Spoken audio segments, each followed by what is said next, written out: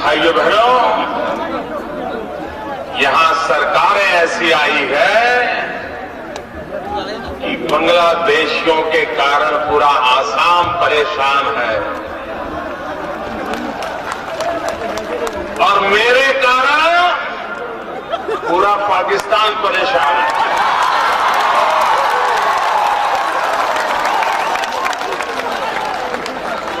अब निर्णय आपको करना है कि आपको ये बांग्लादेशियों से परेशानी झेलनी है कि आसाम का भविष्य तय करना है। अगर आप आसाम का भविष्य तय करना चाहते हो तो भाइयों बहनों, मैं आपके पास आया हूं। आप मुझ पे भरोसा कीजिए। दिल्ली में सरकार बनते ही यहां के आपके डिटेंशन कैंप मैं खत्म न कर दूं तो मुझे कहना।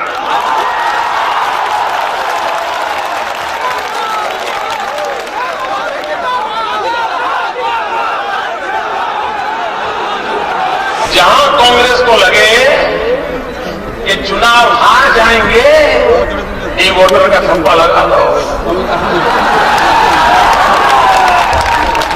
उसे मताधिकार को छीन लो। मैं भारत के इलेक्शन कमीशन से आग्रह करता हूं, निष्पक्ष और न्यायी चुनाव के लिए ये राजनीतिक कारणों से चुने हुए लोगों को डी वोटर का थप्पा लगाया गया है। इस चुनाव के पहले इलेक्शन कमीशन इस थप्पे को हटाए, उनको वोट का अधिकार दें। भाइयों बहनों, बांग्लादेश से जो घुसपैठी आए हैं उनको बाहर भेजना चाहिए कि नहीं भेजना चाहिए? मेरा पूरी ताकत से बोलो ना, भेजना चाहिए नहीं भेजना चाहिए? भेजना चाहिए नहीं भेजना चाहिए? भाइयों बहनों, बांग्लादेश से दो प्रकार के लोग आए हैं। एक लोग राजनीतिक षड्यंत्र के तहत आए हैं, कुछ लोगों की राजनीतिक डिजाइन को पार पूरा करने के लिए आए हैं, और दूसरे वो लोग हैं जिन्हें बांग्लादेश में जीना मुश्किल कर दिया गया है। उनका जीवन बर्बाद कर दिया गया है। उनकी बहन बेटियों की इज्जत सलामत नहीं है। मैं 125 करोड़ देशवासियों से पूछना चाहता हूं, क्या गुनाह है बांग्लादेश में रहने वाले उन परिवारों का जिनकी जवान बेटियों पर बलात्कार किए जाते हैं, जिनके घर जमीन लूट ली जाती है, वहां से उसे खदेड़ लिया जाता है। जो कल तक हमारा था वहां से उसको खदेड़ लिया गया है। उस हिंदू जाएगा तो कहां जाएगा? फिजी में अगर हिंदुओं पर जुल्म होता है तो फिजी का हिंदू कहां जाएगा? कहां जाएगा? हिंदुस्तान में आएगा कि नहीं आएगा? कहां जाएगा? मॉरिशस में अगर हिंदुओं पर जुल्म होगा, हिंदू कहां जाएगा? अमेरिका में हिंदुओं पर जुल्म होगा, हिंदू कहां जाएगा? दुनिया के किसी भी देश में किसी भी रंग का पासपोर्ट क्यों न हो, लेकिन अगर दुनिया के किसी देश में हिंदुओं को खदेड़ दिया जाएगा तो उसके लिए तो एक ही जगह बची है, वो वही चला आएगा। क्या भाइयों बहनों, क्या हमारी सरकार उन पर भी वैसा ही जुल्म करेगी जैसे विदेशों में उन पर जुल्म हो रहा है? क्या हम भी वैसा ही जुल्म करेंगे जैसा बांग्लादेश में हो रहा है? नहीं, ये हम नहीं कर सकते। लेकिन पाकिस्तान से भी लोग गुजरात में आए हैं। जब अटल जी की सरकार थी, उन्होंने क्या किया? वो आए थे राजस्थान और गुजरात में, लेकिन अटल जी ने क्या किया? जो पाकिस्तान से आए हुए हिंदू थे, उनके लिए योजना बनाई और सारा बोझ अकेले गुजरात पर भी नहीं आया, अकेले राजस्थान पर भी नहीं आया, हिंदुस्तान के भिन्न भिन्न कोने में थोड़े थोड़े थोड़े लोगों को बसा दिया। भाइयों बहनों, हम नहीं चाहते कि जो बांग्लादेश से हिंदुओं को खदेड़ दिया गया है, इनका बोझ अकेला आसाम उठाए, वो तो आसाम के साथ अन्याय होगा। पूरे हिंदुस्तान में सभी राज्यों ने 500 यहाँ रहे, 1000 उधर रहे, कोई तमिलनाडु जाए, कोई केरल जाए, कोई गुजरात जाए, कोई राजस्थान जाए, उनको रोजी रोटी मिले, रहने के लिए जगह मिल जाए, उन बच्चों को पढ़ने की शिक्षा विद्या मिल जाए, वो अपनी जिंदगी जीना शुरू कर लेंगे। आसाम की समस्या का भी हल हो जाएगा और बांग्लादेश में मुसीबतें झेल रहे उन नागरिकों का भी समाधान हो जाएगा। और जो घुसपैठिए हैं, वो राजनीतिक मकसद से आए हैं, उन्हें तो वापस वहीं भेजना होगा जहां से वो आए। भाइयों बहनों, आपके अधिकार को छीन लिया जा रहा है। आसाम के नौजवान बेरोजगार और बाहर से आए हुए लोग रोजी रोटी कमाना शुरू करते हैं। आप मुझे बताइए, आसाम के घर बन गया है कि नहीं है? यह न्याय जाना चाहिए, नहीं जाना चाहिए? आपको न्याय मिलना चाहिए। दिल्ली में सरकार बना दीजिए, न्याय मिलने की शुरुआत हो जाएगी। भाइयों बहनों, आप मुझे बताइए,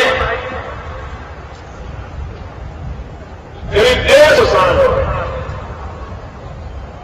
यहां चाय बागान का काम विकसित हुआ। 150 साल हुए हो गया, 150 साल हुए। असम के अंदर हिंदुस्तान के और भागों से मजदूर आए, चाय बागानों में काम किया और आसाम को पहचान दी, दुनिया को चाय दी।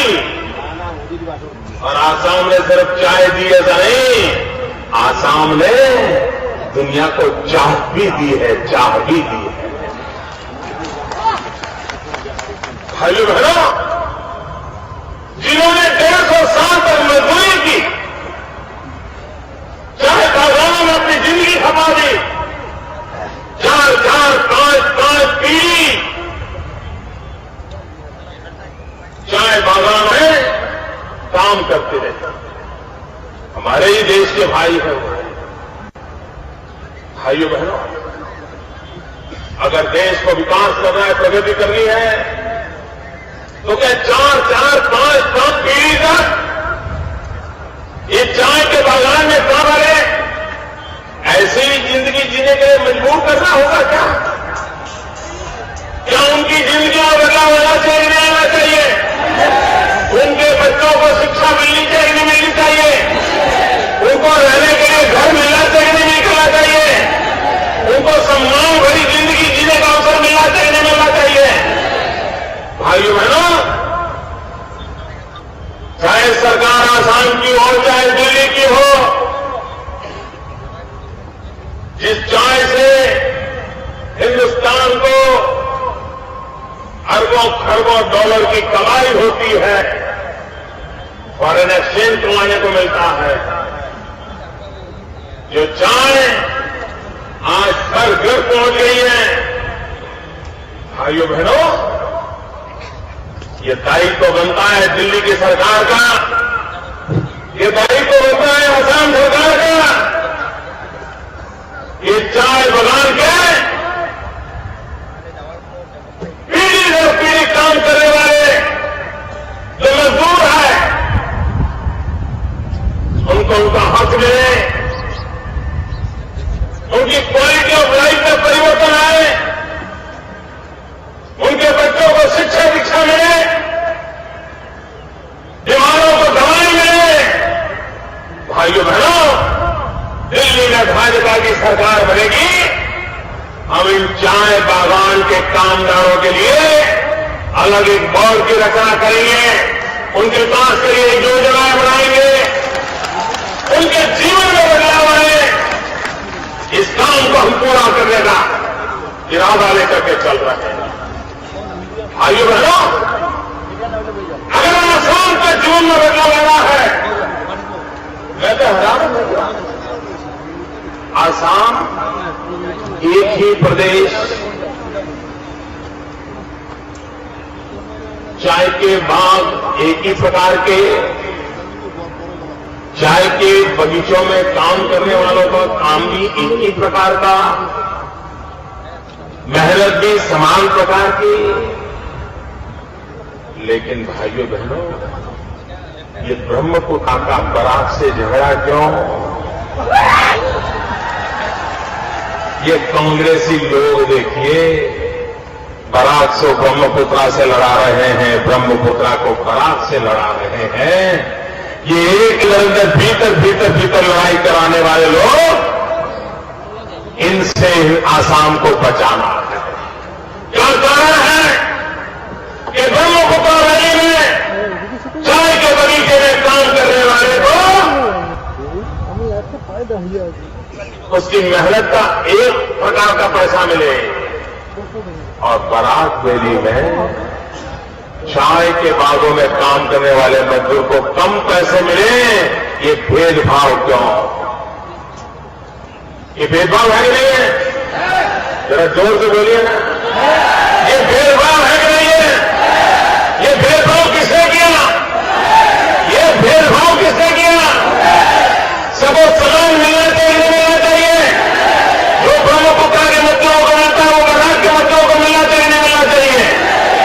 भाइयों बहनों, बराक भी हमारी मां है, ब्रह्मपुत्रा भी, लेकिन दोनों के बीच में झगड़ा नहीं चाहिए। ये कांग्रेस झगड़े कराती है, इस झगड़ों से मुक्ति पाना हमारा काम। अरे क्यों कर रहे हैं? इसके कारण क्या हुआ है?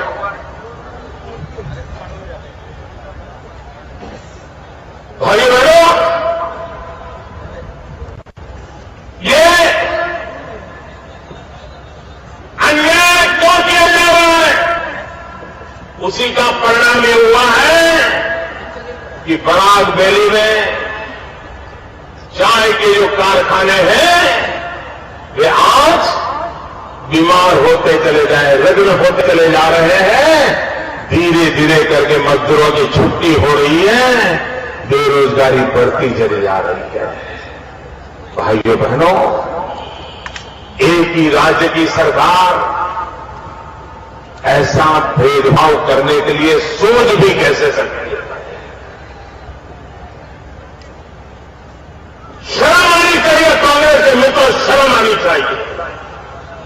क्या राजनीति आपकी इतनी गई बीती है कि आपको बांग्लादेशी तो अपने रखते हैं, लेकिन चाय के बागान में काम करने वाले, आसाम का भला करने वाले लोग अपने नहीं रखते। ये भेदभाव अन्याय कब तक? और इसलिए भाइयों बहनों,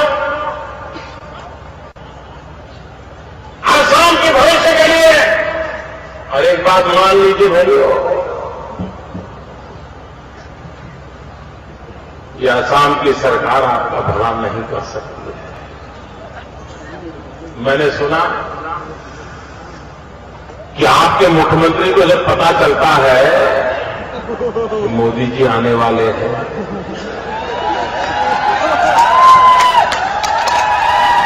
तो उनकी नींद हराम हो जाती है। और मैंने सुना है 2 दिन पहले आए थे, आए थे और जो काम 3 साल से नहीं कर रहे थे फिर से उसकी घोषणाएं करने लगे। उनको लगा कि कोई आएगा हिसाब मांगेगा, जवाब क्या दूंगा। अरे मुख्यमंत्री जी, वादे तो आपने चुनाव के समय में भी कितने किए थे, मुझे बताइए। ये डिटेंशन कैंप खत्म करने का वादा उन्होंने किया था नहीं किया था? जरा बोलो तो, किया था नहीं किया था? और आपने भरोसा किया, उन पर वोट दे दिए, और आपको कुछ मिला क्या? ये कांग्रेस वालों पे कभी भरोसा मत करो। वो 60 साल से वादे करते आए हैं, चुनाव के समय गुमराह करते आए हैं, और आपको बर्बादी करने के सिवाय उनके पास तो एजेंडा नहीं। आइए बहनों, ये पूरा हमारा नॉर्थ ईस्ट, ये हमारी अष्टलक्ष्मी है। और भाइयों बहनों, जहां लक्ष्मी होती है ना, वहीं तो संपत्ति होती है।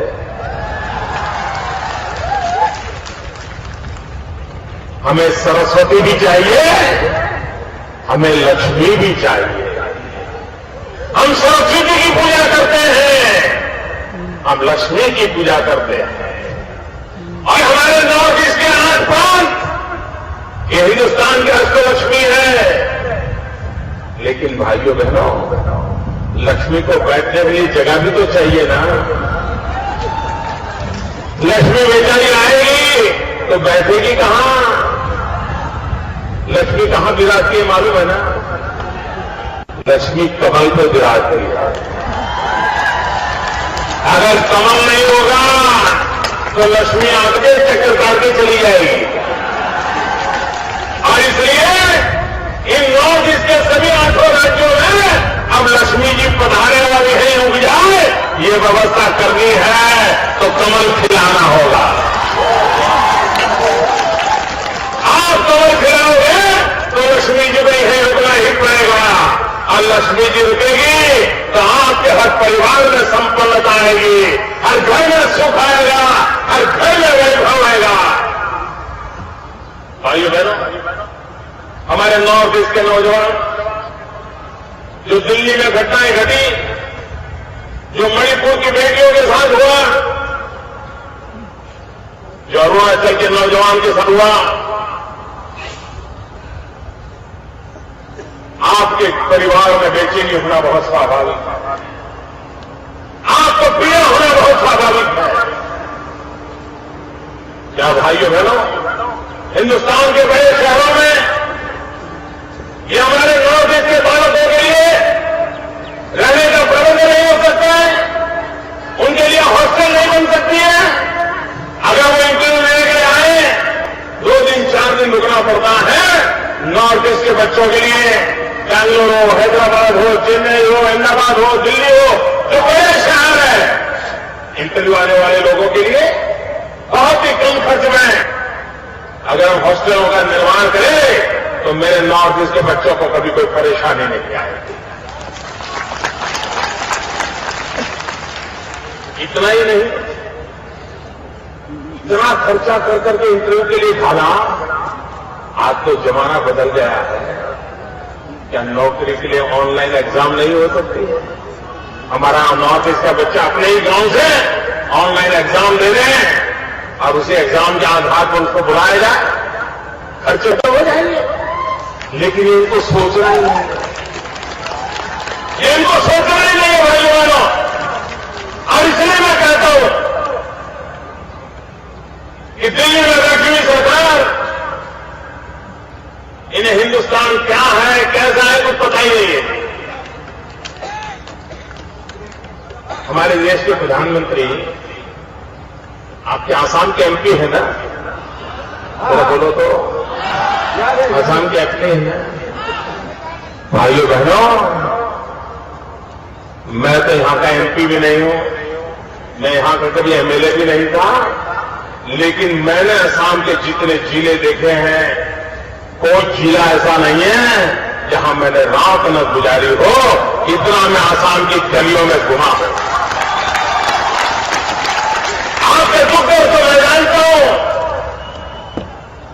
आपको मुख्यमंत्री को यही पता नहीं है कि मोदी जी कभी आसाम में रहते थे, काम करते थे, पता ही नहीं उनको। जैसे बहुत सी चीजों का उनको मालूम नहीं होता। आपके यहां बाढ़ आई, 2012 में आई थी, भयंकर बाढ़, सैकड़ों लोग मारे गए थे, तब आपके मुख्यमंत्री कहां थे भाई? याद है? आप लोग भूल जाते हो। 2012 में जब आसाम में भयंकर बाढ़ आई, तब आपके मुख्यमंत्री अमेरिका में घूम रहे थे, फिर जापान गए, और जब पत्रकारों ने उनको घेर लिया और पत्रकारों ने पूछा कि बाढ़ में लोग मारे जा रहे थे, मुख्यमंत्री जी आप कहां थे? वो कहते हैं मैं फ्लड मैनेजमेंट को देखने के लिए अमेरिका गया। यहां फ्लड आया, वो मैनेजमेंट देखने वहां गए। क्या भाइयों बहनों, ऐसे लोगों के भरोसे आपका भविष्य बन सकता है? बन सकता है? कब तक जिलोगे इन लोगों को? भाइयों बहनों, आज मैं आपको विश्वास दिलाने आया हूं कि मेरे असम के भाइयों बहनों, समय की मांग है। आज नॉर्थ ईस्ट में अगर किसी परिवार में गंभीर बीमारी आ जाए तो उसको अस्पताल नहीं मिल रहा है, अच्छी सुविधा नहीं मिलती। आजादी के इतने सालों के बाद मरीज को कोई अच्छी अस्पताल नहीं मिलनी चाहिए।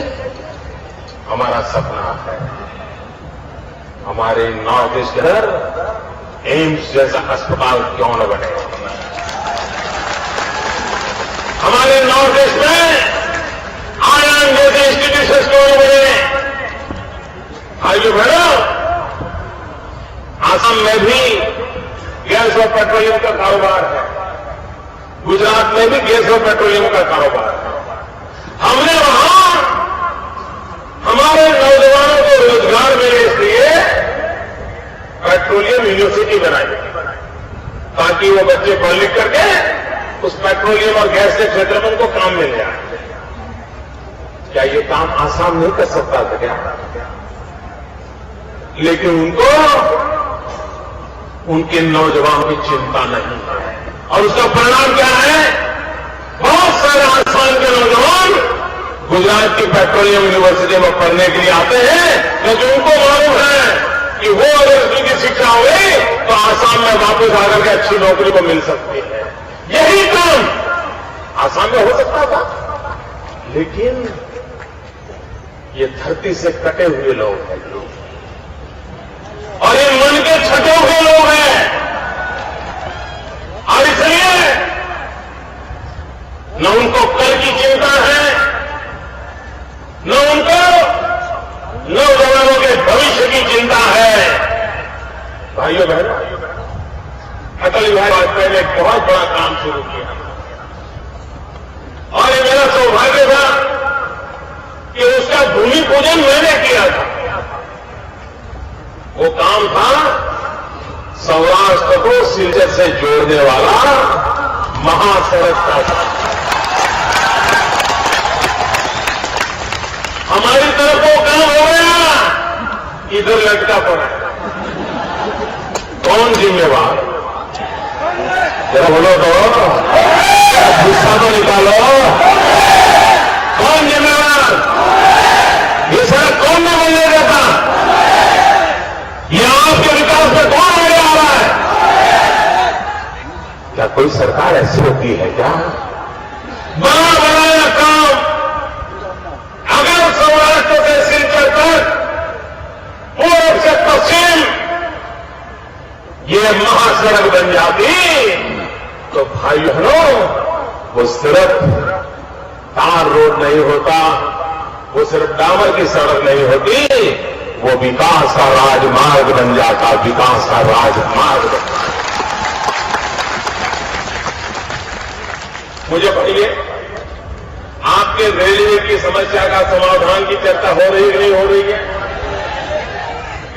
गेज कन्वर्जन का काम की चर्चा हो रही है कि नहीं हो रही है? अच्छे रेल मिनिस्टर आए कि नहीं आए? आपके किसी पूर्व इलाके के रेल मंत्री आए कि नहीं आए? जरा उनको पूछो तो क्यों नहीं किया? पूछो जरा उनको। दिल्ली सरकार ने भी नहीं किया और इन्हीं क्षेत्रों से आए हुए रेल मंत्रियों ने नहीं किया और यही भी चुन करके गए हुए प्रधानमंत्री ने भी नहीं किया। भाइयों बहनों, जिन बातों को सबने माना है, स्वीकारा है, घोषणाएं हुई है, जिसके नाम पर आपने वोट मांग लिए हैं, लेकिन आप उनके विकास के लिए कुछ नहीं कर रहे हो। भाइयों बहनों, अब देश इंतजार नहीं कर सकता है, नौजवान इंतजार नहीं कर सकता है। गरीब महंगाई से मर रहा है, नौजवान बेरोजगारी के कारण परेशान है, बूढ़े मां बाप को दवाई तक उपलब्ध नहीं है, बच्चों को शिक्षा की चिंता है, माता बहनों को सम्मान की चिंता है, सुरक्षा की चिंता है। ऐसा तो हमने देश नहीं सोचा था। अभी हमारे आहलूवालिया जी शहीदों के गीत गा रहे थे। भाइयों बहनों, ये 17 साल की उम्र में फांसी के तट पर क्यों चढ़े थे? क्या हमारे देश की भारत मां की दुर्दशा देखने के लिए? भाइयों बहनों, वक्त बहुत हो चुका है और मैं कहता हूं भाइयों, 60 साल तक उन्होंने बर्बादी की है, 60 साल तक उन्होंने हिंदुस्तान को घेटे में डाल दिया है। लेकिन मैं अनुभव से कहता हूं, उनके 60 साल मेरे 60 महीने।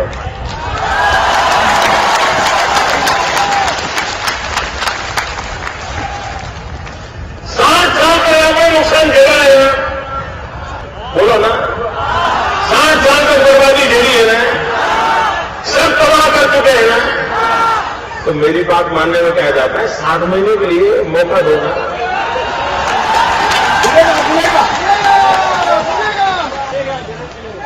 भाइयों बहनों, मैं सीधी से जिम्मेवारी लेने भी आया हूं। मैं जिम्मेवारियों से भागने वाला इंसान नहीं हूं, मैं जिम्मेवारियों को उठाने वाला इंसान हूं। और इसलिए मैं उपवास रहा हूं, मुझ पर जिम्मेवारी दीजिए। 60 साल में जो नहीं हुआ, जो 60 साल में अपने सपने अधूरे रहे, वो आपके सपने मेरे सपने हो जाएंगे। 60 महीने में मैं आपको ये करके दिखाऊंगा। भाइयों बहनों,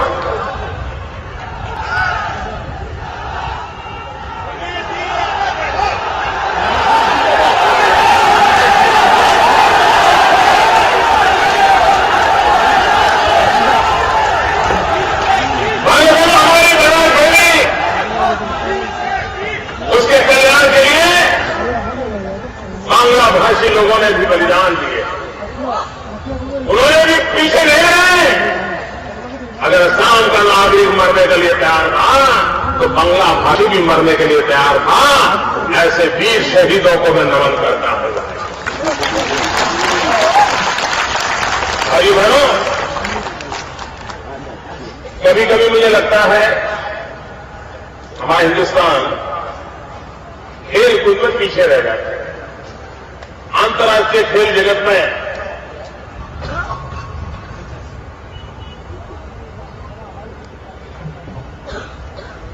अंतर्राष्ट्रीय खेल जगत में ओलंपिक में हम कुछ नहीं कर पाते।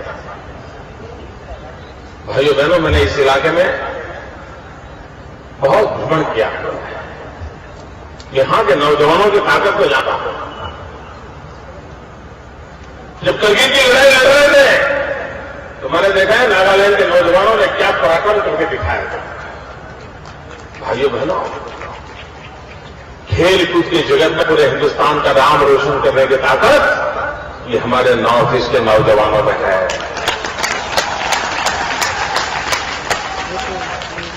क्या यहां पर नॉर्थ ईस्ट में स्पोर्ट्स यूनिवर्सिटी होनी चाहिए कि नहीं होनी चाहिए।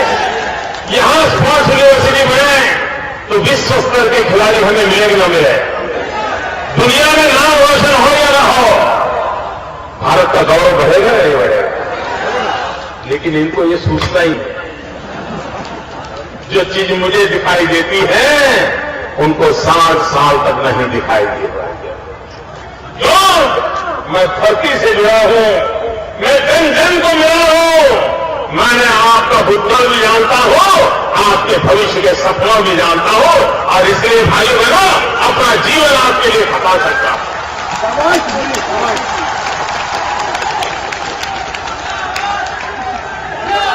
भाइयों बहनों, आसाम इस बार एक नया इतिहास बना रहे हैं। आसाम की धरती पर अब कांग्रेस का नामो निशान नहीं रहना चाहिए, नहीं रहेगा। और इसी पार्लियामेंट के चुनाव से शुरू कीजिए